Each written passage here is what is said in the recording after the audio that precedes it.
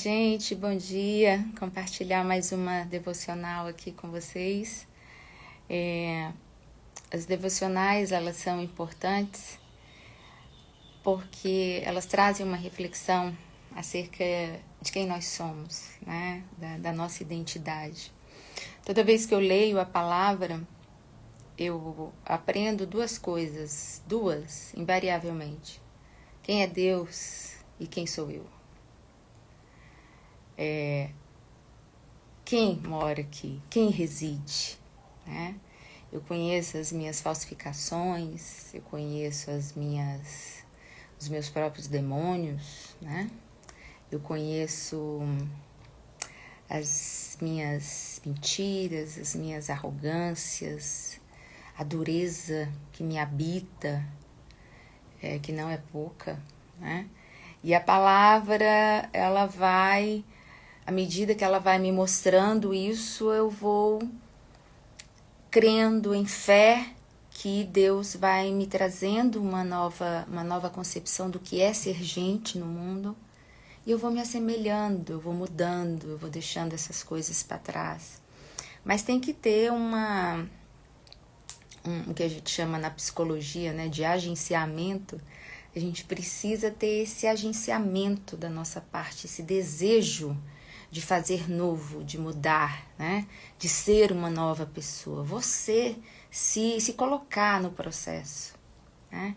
Não esperar que isso aconteça assim, caiu do céu. Não, nada mais cai do céu, gente, né? As coisas são conquistadas com muita labuta, com muita dificuldade. Paulo vai dizer, olha, vocês é que têm que efetuar a salvação de vocês têm que correrem atrás daquilo que faz de vocês seres humanos melhores, né? E aí eu trago pra gente aqui uma continuidade até da última que eu fiz, que era a cura de um cego de nascença. Então Jesus encontra aquele cego,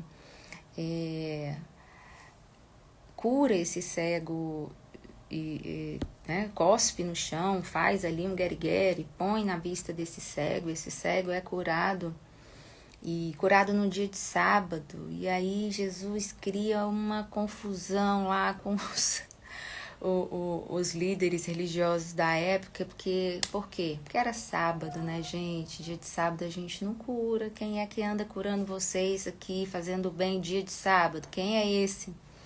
E chama o cego e pergunta pro cego, quem foi que te curou? Ele falou, olha, eu não sei. A única coisa que eu sei é que eu fui curado. E ainda digo mais, esse homem era de Deus. Porque só Deus faz o que ele fez em mim. Vocês não sabem quem ele é? Mas vocês dizem que são de Deus, vocês são líderes do sinédrio, da sinagoga, e não sabem quem é esse homem? Não discerniram? Olha só, hein? O cego, que nada sabia de religião, joga essa aí lá para os fariseus da época, para os pastores da época, para os padres da época, né? E aí vamos finalizar aqui, que eu acho que é a parte que importa pra gente, que eu vou trazer agora, né? Tá lá no João 9, no versículo 35 até o 41. A gente tem que lembrar que no finalzinho ainda, no texto anterior, esses homens, esses líderes religiosos ficam tão indignados, né? Raivosos mesmo, sabe? Com o cego, que expulsa o cego da sinagoga. Agora veja bem, um homem que foi curado por Deus, estava sendo tocado por Deus, né? Não só no físico, mas vocês vão entender que é muito mais do que isso. Esses homens pegam o cego e expulsam o cego da sinagoga. E aí que Jesus fica sabendo, encontra o cego na rua e fala, gentileza, você crê no Filho do Homem? E aí o cego fala, então, quem é essa pessoa? O Filho do Homem, eu não sei quem é. Aí ele falou, sou eu que falo contigo. Peraí, tua voz... Aí já sou eu que tô falando, tá? Ele olhou assim e falou, creio sim. Como quem diz assim, eu reconheço a tua voz. Reconheço esse teu amor que exala nas tuas palavras. Reconheço esse espírito que vai atrás de quem está perdido, está cego, está sem contato com ninguém. Eu te conheço, é verdade. Eu creio sim, Senhor. Creio no Filho do Homem, sim. e o adorou. E deu toda, né, a honra que Jesus, como Filho de Deus, merecia. E aí Jesus fala com seus discípulos, olha, eu vim com um juízo, eu vim com uma palavra de juízo contra vocês. Eu vim para que aqueles que não veem, que sabem que não veem, para que eles vejam. E para quem acha que vê, não vejam. Aí Jesus, né, confundiu a cabecinha dos discípulos, né? Olha só, o homem que era cego, no final, sai enxergando tudo. E quem dizia que via tudo, que sabia os profetas antigos, o Antigo Testamento, sabia de tudo, esses não viram ninguém. E Jesus ainda fala com eles assim, fala, olha, alguns fariseus, né, ali que estavam ali, ouvindo, perguntaram, tu estás nos chamando de cego? É até irônico isso, né? Eles falaram, então a gente é que é cego aqui, mas se a gente está vendo, eles não interiorizaram essa palavra, né? Eles não entenderam, não discerniram pelo Espírito. Tentaram discernir apenas com o processo cognitivo, e talvez esse seja os erros da maioria de nós também. Queremos discernir Jesus apenas e a partir tão somente daquilo que os nossos olhos físicos conseguem contemplar, né? Por isso que muitas igrejas, ministérios fazem leituras muito equivocadas do Evangelho, porque fazem leituras, interpretações, melhor dizendo, literalistas, que não fazem parte de um contexto espiritual como a partir de Jesus, né? Olham a partir das suas próprias tradições, interpretam a partir das suas próprias escolas teológicas, mas não levando em consideração que de fato Jesus traz, né, como realidade existencial absoluta. E aí os fariseus, ouvindo esse diálogo todo de Jesus, falam, peraí, você está chamando a gente de cego? Aí Jesus ironicamente fala, se vocês fossem cegos, minha gente, vocês não teriam pecado. Mas, como vocês dizem, agora nós vemos, permanece o pecado. Uai, se a gente vê, então ele está dizendo que a gente tem o pecado. E aí cada um seguiu a sua caminhada. Resumindo, o que Jesus está querendo nos dizer? Que às vezes a gente está caminhando e acha que vê. E na verdade, a gente carrega uma presunção de que enxerga. Mas o que Jesus está dizendo, que nós corremos o risco de quando achamos que temos essa presunção de enxergar, na verdade, nós somos os maiores pecadores. Na verdade, nós somos os cegos da relação. Quem sai enxergando aqui não são os fariseus. Quem sai enxergando aqui é o cego. O cego é a pessoa que mais sai enxergando aqui no final. Porque ele teve uma cura não apenas física, mas ele teve uma cura, né? Foi tirada uma cegueira do coração. Mas essa cegueira ela só pode ser tirada quando eu consigo assumir que eu sou cego. Coisa que o cego fez muito bem quando Jesus falou, você conhece o Filho do Homem? E ele falou, eu não conheço. Mas espera aí, ele disse lá atrás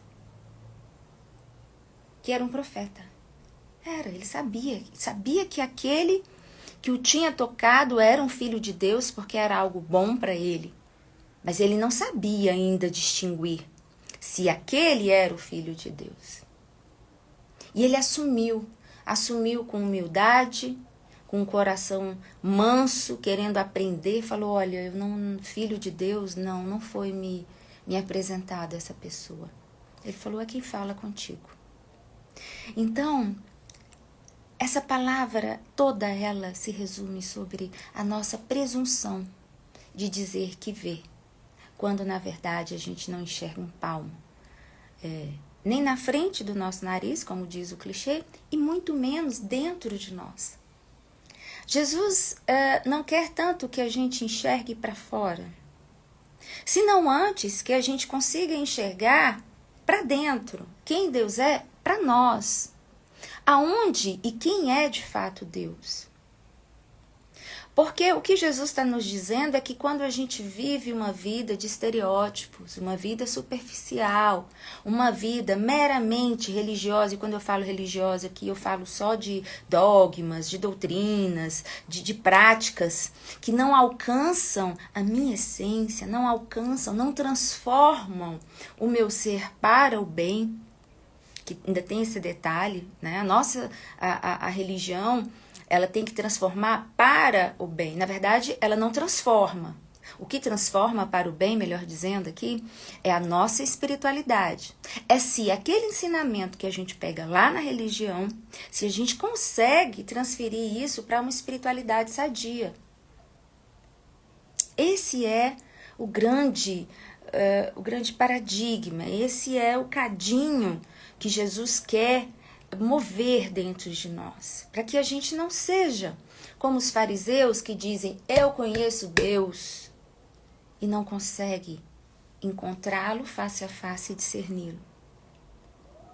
Então a gente tem que preferir ser como um cego, que sabia que era cego, que não conhecia a Deus, foi encontrado por Deus, ele foi encontrado por Deus.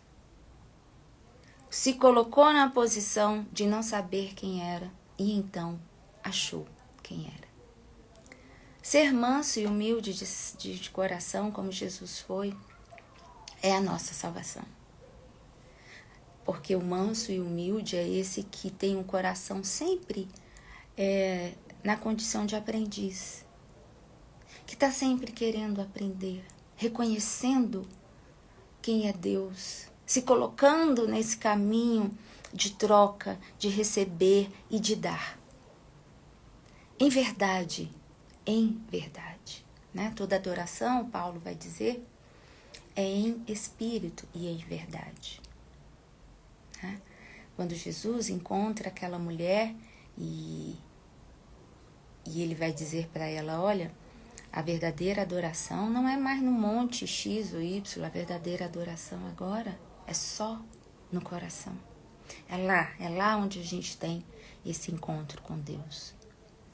E que essa palavra movimente o nosso ser para que a gente possa tirar a venda dos olhos e reconhecer as nossas presunções, reconhecer as nossas arrogâncias, reconhecer que a gente sabe muito pouco, né, sobre o Filho de Deus e que muitos de nós talvez nunca nem tiveram esse encontro tão real. Se é o seu caso, faça mais devocionais, procure, leia, procure discernimento, porque aquele que bate, abrir-se-lhe-á. Aquele que procura, acha. Com Deus é sempre assim. Deus te abençoe.